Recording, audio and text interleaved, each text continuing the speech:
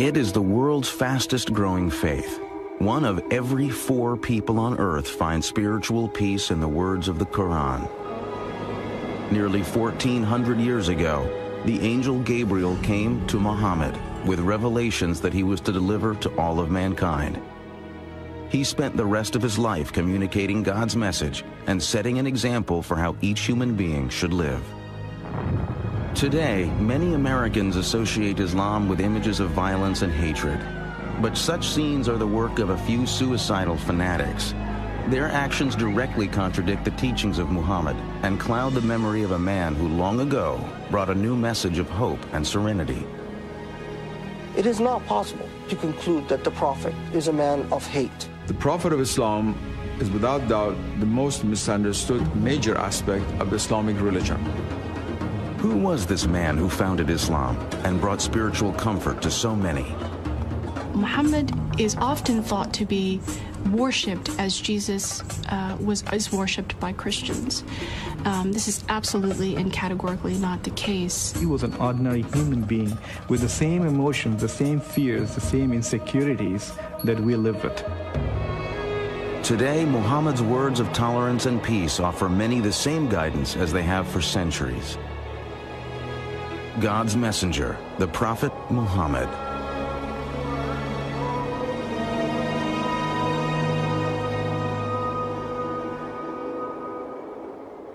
Out of respect for the beliefs and practices of Muslims, no image of the Prophet Muhammad or his immediate family will be shown in this biography. Allahu Akbar, Allah.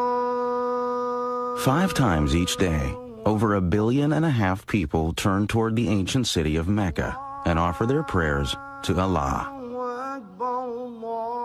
From New York to Indonesia, from Nigeria to the steppes of Central Asia, Muslims repeat the words first learned 1,400 years ago from the lips of a humble merchant and gentle teacher named Muhammad.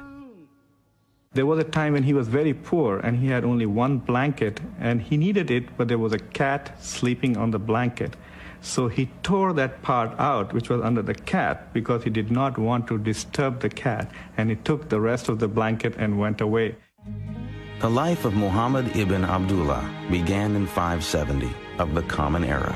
He was born in Mecca, a thriving trading community in the land that is today Saudi Arabia.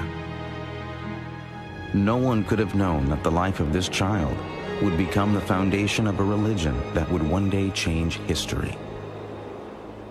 At the time of Muhammad's birth, Arabia was a harsh, barren land, broken only by the occasional oasis. The Arabs who lived in this demanding world migrated from site to site, struggling to live off their flocks in the harsh desert. To survive in such a place, Arabs depended on the support of their tribe. The tribe protected them from harm, not only from the desert, but also from the endless raids and vendettas launched by other tribes. Social life in pre-Islamic Arabia was grim, and Muhammad was born into a time of violence, turmoil, and despair, not unlike our own. The basic structure of social organization was the tribe. But the desert nomads also depended on other Arabs who had gradually built small cities where they engaged in commerce. The most prosperous of these cities was Mecca, home to the young Muhammad.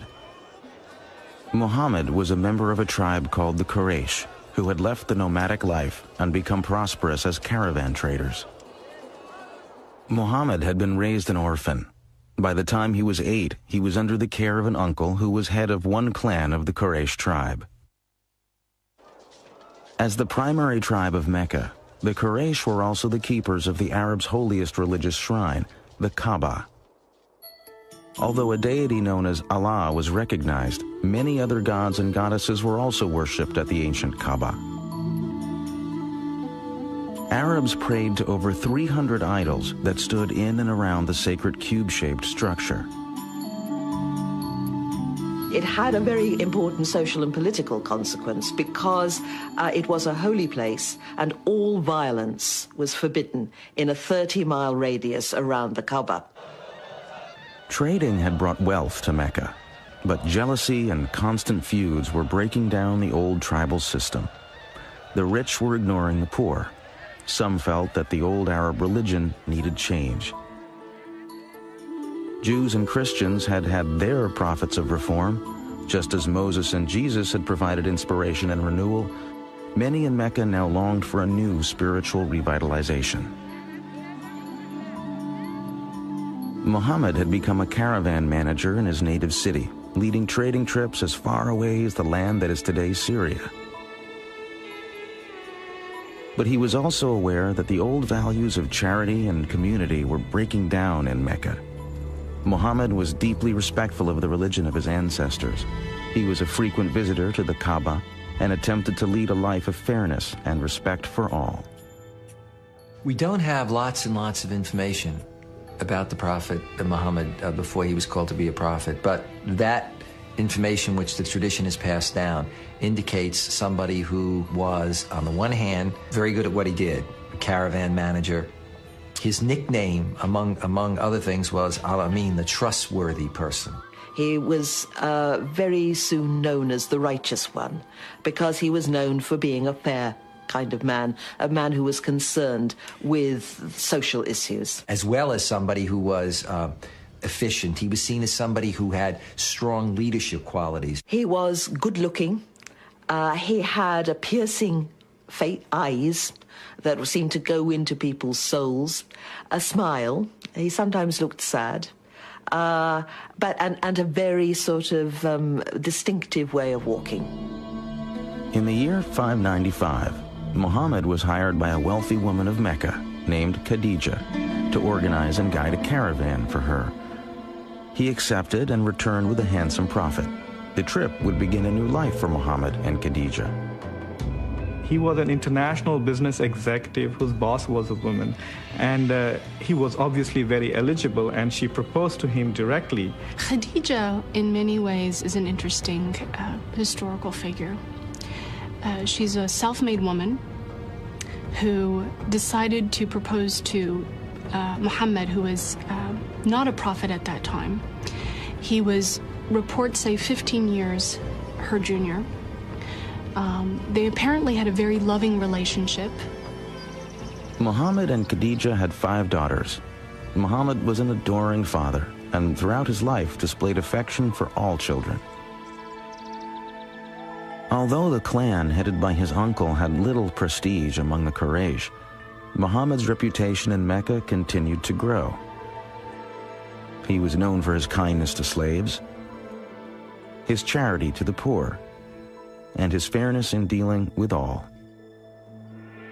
Each year during Ramadan, the 9th month of the lunar year, Muhammad sought out the mountains surrounding Mecca as a place where he could refresh himself in solitude and prayer. In the year 610, at the age of 40, the humble business manager and family man took himself on one of these retreats to a mountain cave.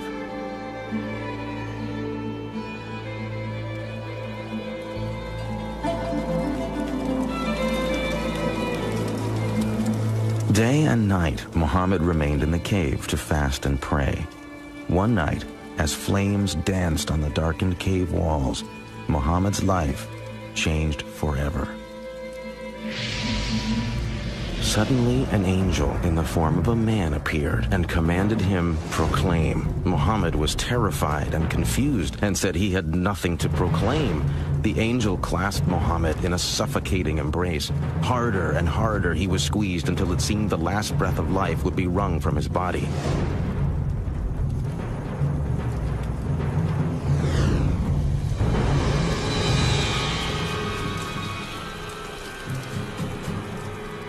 Proclaim in the name of thy Lord who created man from a clot of blood. Proclaim, and thy Lord is most bountiful.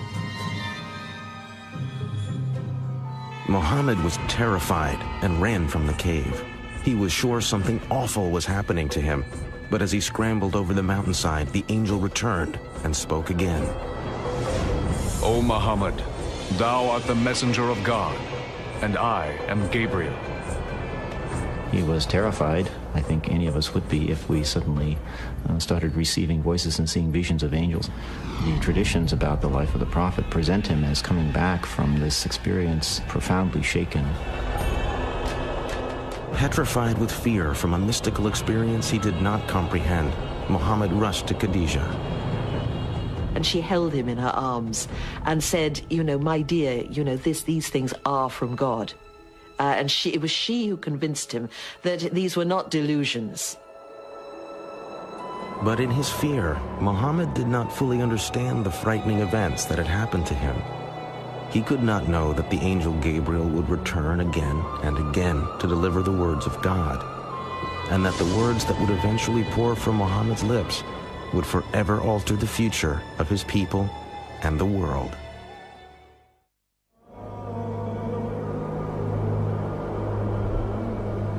In the year 610, a 40-year-old Arab businessman with a wife and a family had been suddenly visited by an angel and commanded to become God's messenger.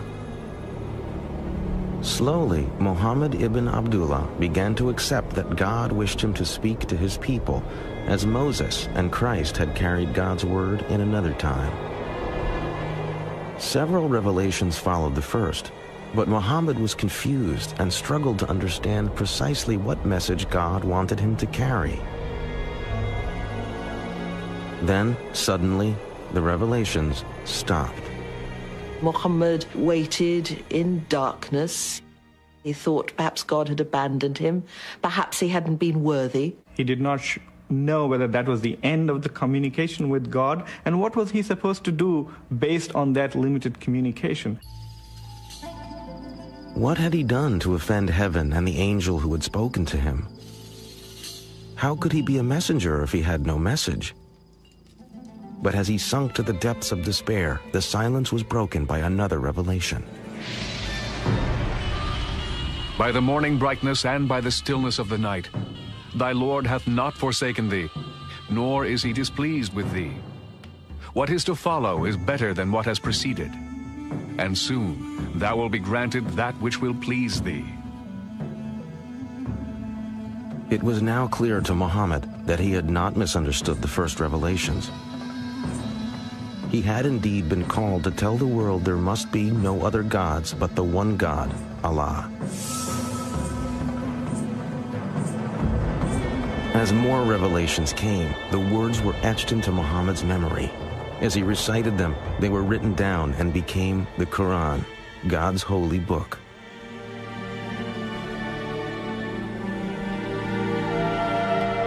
At first, only Khadija and a few close friends and family accepted the Quran. But little by little, Muhammad started to speak out, and Arabs and other clans of the Quraysh began to embrace the message. The words of the Quran clearly had great impact, for his listeners responded to the words not as religious instructions, but as poetry. Before the rise of Islam, the Arabs did not have great architecture, did not have great art of textile, or practically no calligraphy, but that very great poetry, oral poetry. That was the supreme art. And so what had developed at that time was a culture in which poetry played the role perhaps of television programs, maybe soap operas, even more in our modern culture. In towns and cities or in simple Bedouin camps in the desert, those Arabs who could perform poetry and music had enormous status. Now, as Muhammad chanted the verses of the Quran, the words became music as he touched a deeply spiritual nerve in his listeners. Many stepped forward to embrace Islam and its message, but for Muhammad, they were not accepting something new, simply returning to an old religion.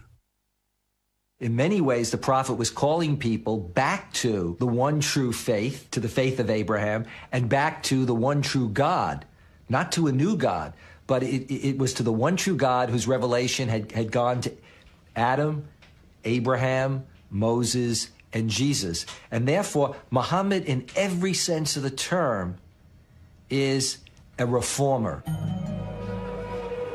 So far, Muhammad had avoided any mention of the idols that stood in and around the Kaaba. Now he announced that the Quraysh would have to stop worshipping all other gods. He demanded a radical new expression of faith. The words began. He is Allah, the one and only. Allah, the eternal, absolute. He begetteth not, nor is he begotten. And there is none like unto him. There could be no greater loyalty than to God. Not to any tribal deity, not to some traditional idol, not even to the tribe. This mild-mannered merchant was now demanding Arabs forsake the gods of their ancestors. Their real identity was rooted in their family and clan and kin connections, because it was that gave them a position in the world. When Muhammad comes with a new set of religious ideas, or is trying to renew a set of religious ideas focused on monotheism, people whose ancestors had been pagans said, what's happened to our grandfathers, our great-grandfathers? And Muhammad had to say, well, they're burning in hell because they didn't believe in one God.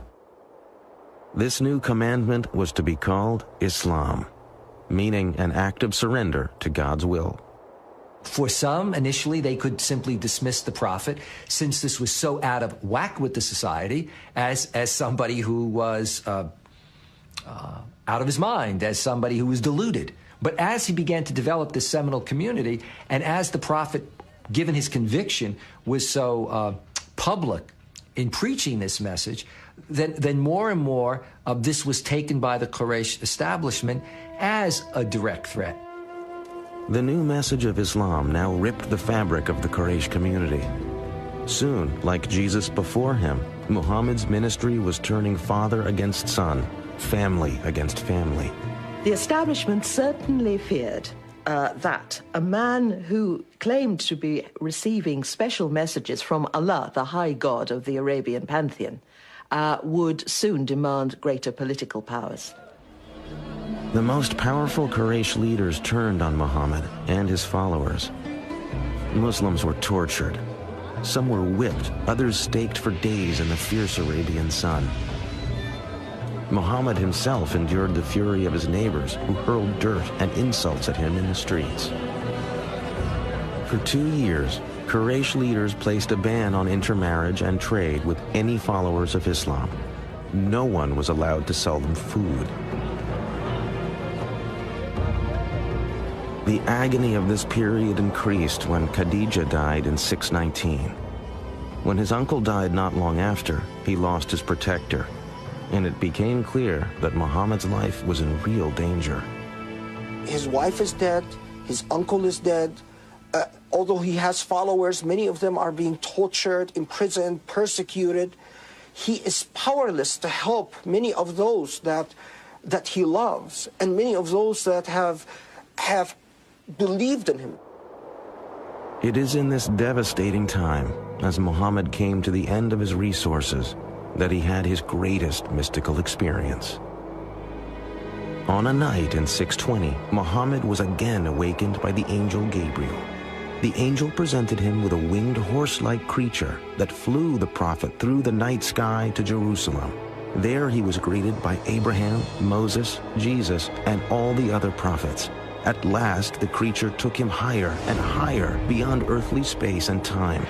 Muhammad departed his physical body, and his spirit at last stood at the summit of the universe.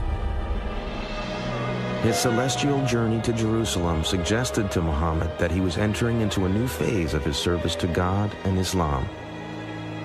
He now also understood that he could no longer remain in Mecca.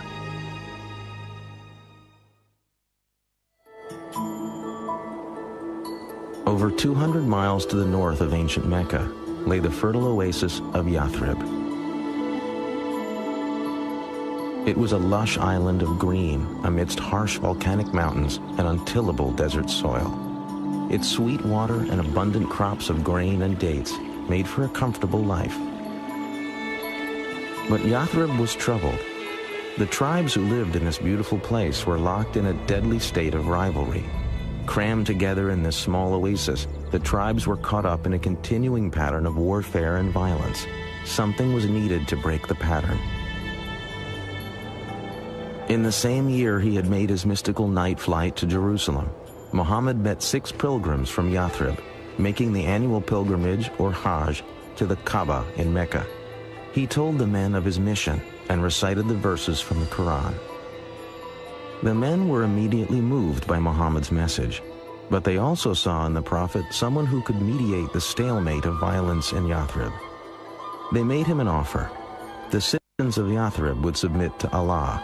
In exchange, Muhammad would become their leader. Muhammad was invited to a community that was in many ways divided and in disarray. And they basically invited him, saying that they needed a strong leader to come in and to organize and lead that community. Muhammad saw a chance to expand Islam in Yathrib. He also saw a haven that would protect him and his followers from persecution. He urged all Muslims to pack their things and leave Mecca for a new life. It was a dangerous undertaking, but the Muslims were willing to take their chances. Muhammad and his closest disciples stayed behind until most of his followers had left Mecca. Quraysh leaders soon realized that once Muhammad left, he would be beyond their control and would become a leader of their rivals and possible enemies. The choice was made. Muhammad must die before he reached the new land. So that no one clan would have to bear responsibility, it was decided that one member of each would plunge a sword into Muhammad at the same time. The men frantically searched Mecca, but Muhammad had been warned of the threat and had made his escape.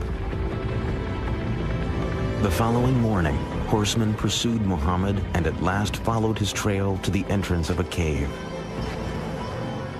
Muhammad and a disciple were hiding inside. But Muslim tradition says the Quraysh assassins found a pigeon nesting at the cave's mouth and the entrance covered with a spider web. The Quraysh concluded no one could be inside. Allah had protected his prophet. The flight from Mecca in 622 is known to Muslims as the Hijrah. No event has greater importance in the culture of Islam.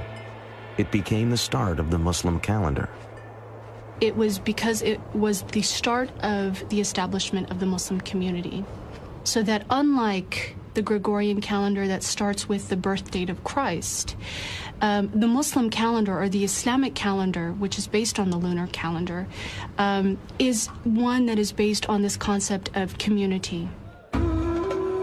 When Muhammad arrived in Yathrib, people rushed to meet him and all wanted the honor of having him stay in their house. Instead, Muhammad allowed his favorite camel, Qaswa, to wander unguided through the town.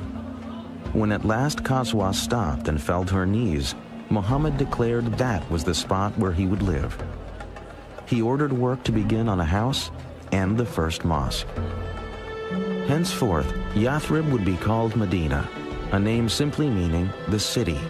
But the greatest change would be in the very nature of the community itself.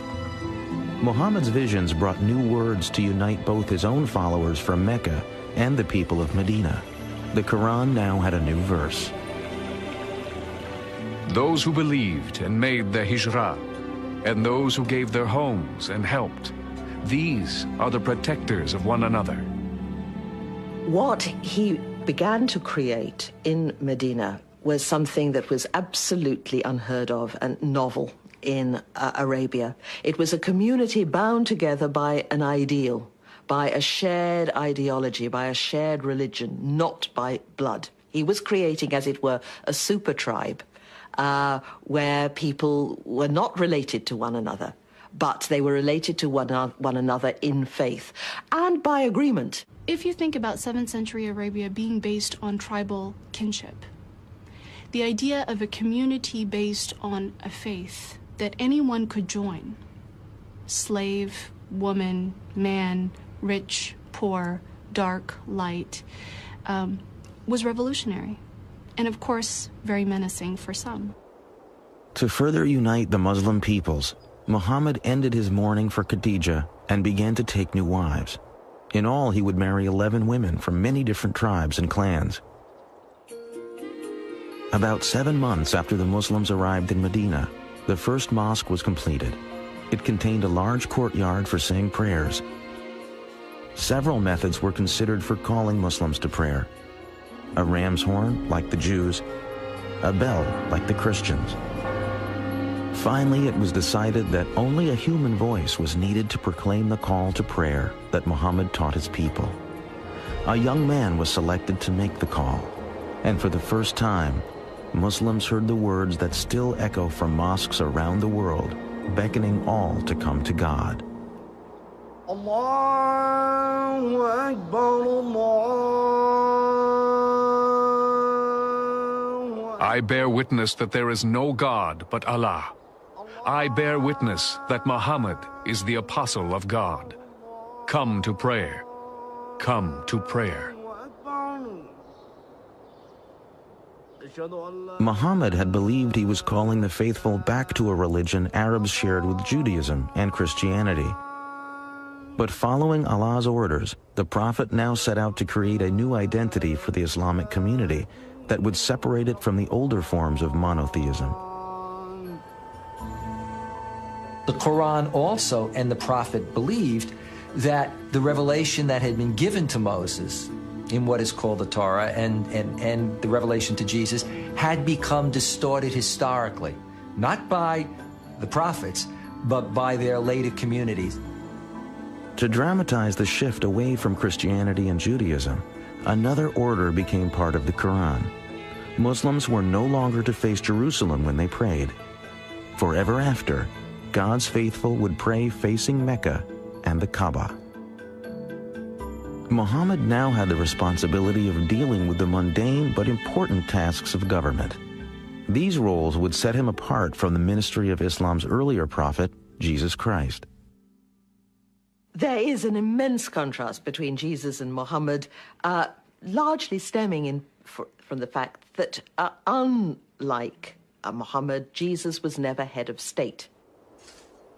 Muhammad was now a political leader. That meant he was making decisions affecting the workforce, the economy, trade, and the safety and security of Medina.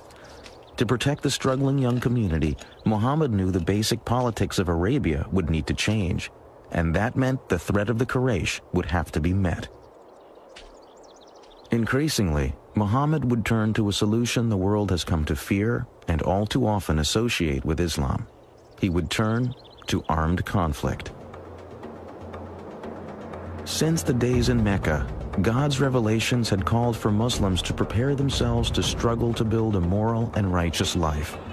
The Arabic word for this moral struggle is jihad. Jihad would soon be needed if the Muslim community was to survive. For when the Prophet and his followers had left Mecca, it was clear to all that a day would come when they would have to defend their beliefs in battle. Now that day was fast approaching. Out of respect for the beliefs and practices of Muslims, no image of the Prophet Muhammad or his immediate family will be shown in this biography.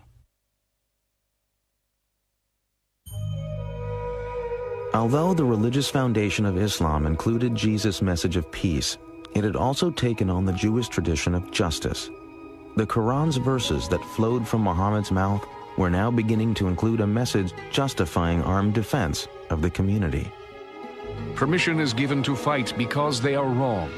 Verily, Allah is most powerful for their aid. They are those who have been expelled from their homes. Muhammad's plans for the defense of the community now began to include the word jihad. It is a term that is often cited by those who oppose Islam as evidence of the religion's reliance on violence and war. But the true meaning of jihad is something quite different. Jihad comes from the Arabic root jahada, which means struggle. It is consistently referred to as a struggle for the sake of God. If the jihad is financial, you respond financially. If the jihad is violent, you respond violently. And these become ways, again, of reestablishing peace. But in history, that notion of jihad then comes to be appropriated and hijacked at a very early period by extremists, and that then connects to what extremists like Osama bin Laden and Al-Qaeda do much later on, taking this concept of jihad to legitimate what they choose to do. Muhammad had spoken about jihad while the Muslims still lived in Mecca. But the new revelations now stressed a different side of jihad. They came at a time when Muslims in Medina were fighting for survival, for most had not been permitted by the Quraysh to leave Mecca with any valuables. When Muhammad and his followers arrived in Medina, of course they were then, in a sense, exiles from their hometown. They were, to put it bluntly, unemployed. They didn't have any obvious source of support. They weren't date farmers, and all the available land in this agricultural settlement was already spoken for, so they began to make raids. God had given Muslims the order to struggle. Now God's revelations allowed that struggle to include the right to survive. And so you also see the way in which jihad then comes to be defined as the right, and indeed at times the obligation of Muslims, both as individuals and of the Muslim community itself, to defend itself, to engage in defensive warfare. Armed with the Quran's approval of defending their community, Muhammad chose a traditional Arab solution: defend yourself by attacking. Muhammad would lead an army to raid the most important Quraysh caravan of the year. Muhammad's plan was to intercept the caravan as it approached the wells of Badr near the Red Sea. But before his forces got to the wells, word of the Muslim army reached Mecca. Quraysh leaders were outraged that Muhammad would attempt to capture their caravan. 1,000 men marched out of Mecca to meet the Muslim army. Muhammad now knew the Quraysh would force him to fight. The night before the battle, the Prophet had no idea if his men were willing to die in what had now become war. But after listening to stirring speeches, his followers vowed to offer their lives for Islam. The Quraysh army outnumbered the Muslims by 3-1. But as the battle began, Muhammad revealed he had a great sense of tactics, and his warriors fought with ferocity. The Quraysh leaders had believed a show of force would be enough to defeat the Muslims. But by midday, it was the Meccan army that panicked and fled the field. The dedication and cohesiveness of the Muslim army had saved Islam.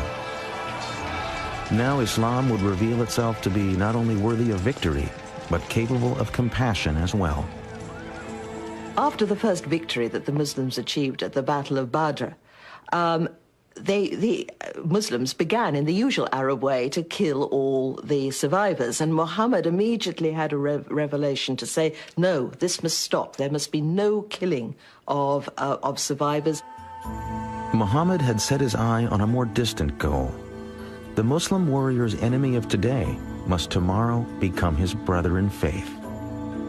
Say to those who are captives in your hands, if Allah findeth any good in your hearts, He will give you something better than what has been taken from you, and He will forgive you. The victory at Badr had great consequences. After the battle, converts from all over Arabia began to flock to Medina. Like the Muslims, these converts saw the victory as a sign of God's salvation and protection, similar to God's parting of the Red Sea for the Israelites. The Battle of Badr has enormous significance to the Muslim community, and I think that was the first political act that was successful, which cemented the vision or the dream that Islam could establish a community. Islam could become a civilization. For 3 more years, the Quraysh army would try and destroy the Muslim community. They would win some battles, but always Muhammad and his followers struggled and survived as their numbers continued to grow. As the Meccan army struggled home after a final unsuccessful battle, their leader was at last forced to admit, every man of sense now knows Muhammad has not lied. Medina and the Muslim community were finally safe from attack. The Prophet was now poised for the final step in the pursuit of his destiny. That step would be his return to the holy city of Mecca.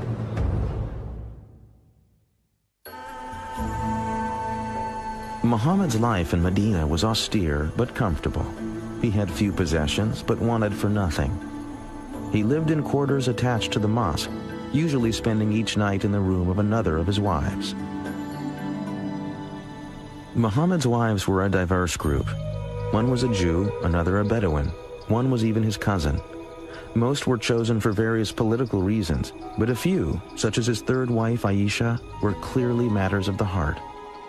Muhammad now told his followers that revelations from God said each man was permitted to take no more than 4 wives, and the husband was required to treat them all as equals. Marry women of your choice, 2, 3, or 4.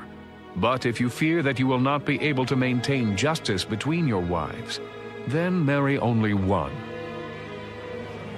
The modern world has frequently come to view Islam as male-oriented at best and misogynistic at worst. But in truth, Muhammad's teachings brought women new rights that would not be achieved in the Christian world for centuries. The first was the right to life. The Quran forbade the practice of female infanticide, which had been common in early Arabia. Women were also given the right to an education, to be duly educated as men were, to inherit, which meant that they could buy and sell property, which again would mean that they would have to undertake business transactions. The custom of Muslim women wearing veils is mistakenly pointed to as another indication of Islam's prejudice against women. The emancipation of women was a project that was very dear to the Prophet's heart. There is nothing in the Quran about all women having to be veiled or secluded in a separate part of the house. This is a practice that the Muslims picked up 3 or 4 generations after the death of the Prophet. I feel that being a contemporary educated woman is far more in line with what the Prophet would have aspired for a woman than what we've seen maybe throughout recent Islamic history. Muhammad had achieved enormous success. His followers had grown in less than 20 years from a handful to thousands of converts. But he could not complete his mission so long as the holy site of the Kaaba remained home to idols. In January of the year 630, Muhammad set out for Mecca at the head of an army of 10,000. As the Muslims approached the holy city, Meccan people made no attempt to resist. It was clear that the old gods of the Quraysh were powerless in the face of Islam. The Prophet had no desire for blood. He issued an amnesty as a symbol of his wish to unite all people as the children of one God. The only victims he sought remained sitting in the Kaaba.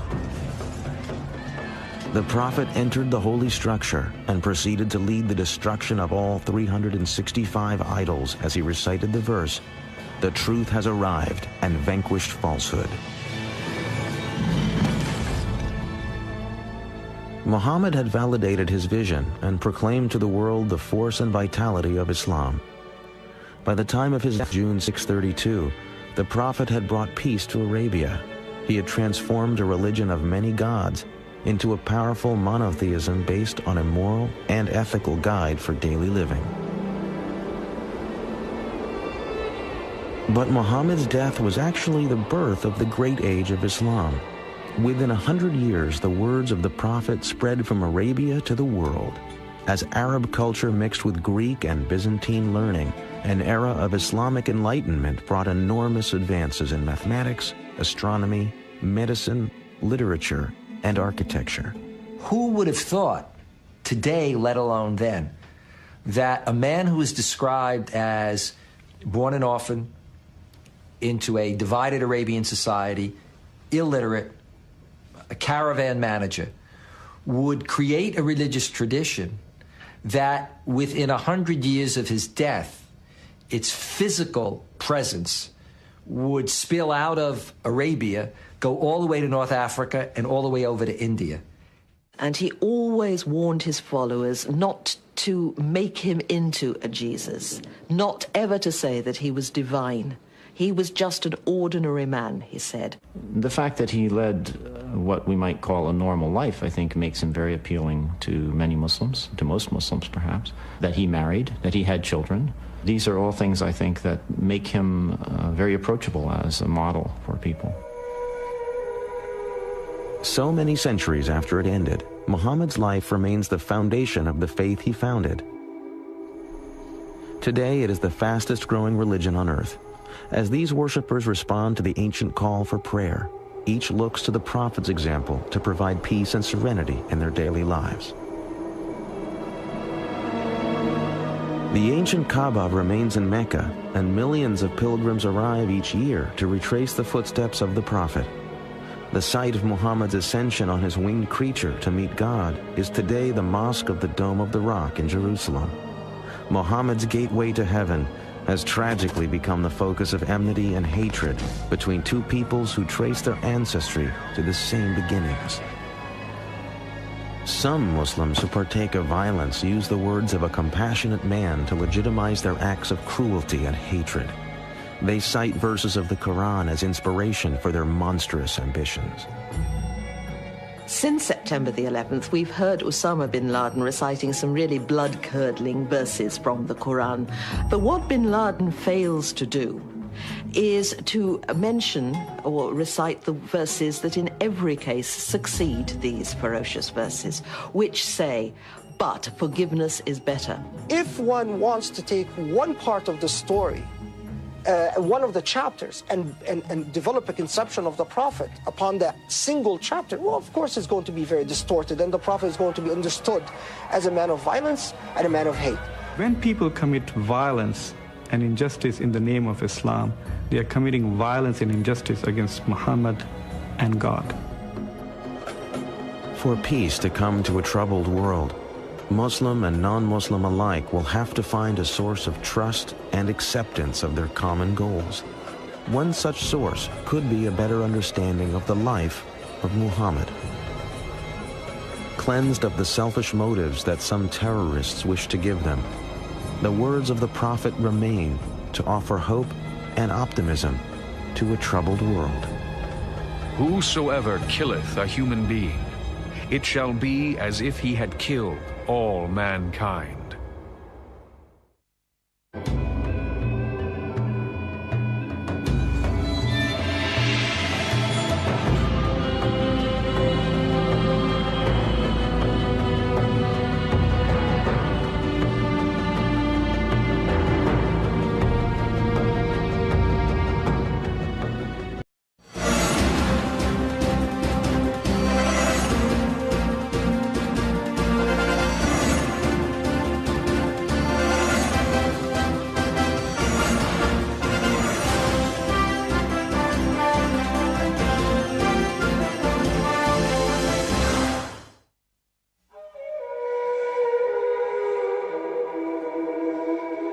It is the world's fastest growing faith. One of every 4 people on earth finds spiritual peace in the words of the Quran. Nearly 1,400 years ago, the angel Gabriel came to Muhammad with revelations that he was to deliver to all of mankind. He spent the rest of his life communicating God's message and setting an example for how each human being should live. Today, many Americans associate Islam with images of violence and hatred. But such scenes are the work of a few suicidal fanatics. Their actions directly contradict the teachings of Muhammad and cloud the memory of a man who long ago brought a new message of hope and serenity. It is not possible to conclude that the Prophet is a man of hate. The Prophet of Islam is without doubt the most misunderstood major aspect of the Islamic religion. Who was this man who founded Islam and brought spiritual comfort to so many? Muhammad is often thought to be worshipped as Jesus is worshipped by Christians. This is absolutely and categorically not the case. He was an ordinary human being with the same emotions, the same fears, the same insecurities that we live with. Today, Muhammad's words of tolerance and peace offer many the same guidance as they have for centuries. God's messenger, the Prophet Muhammad.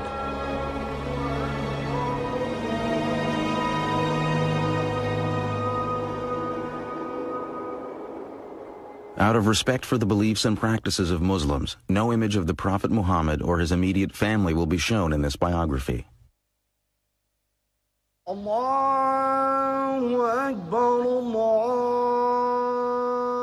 5 times each day, over 1.5 billion people turn toward the ancient city of live off their flocks in the harsh desert.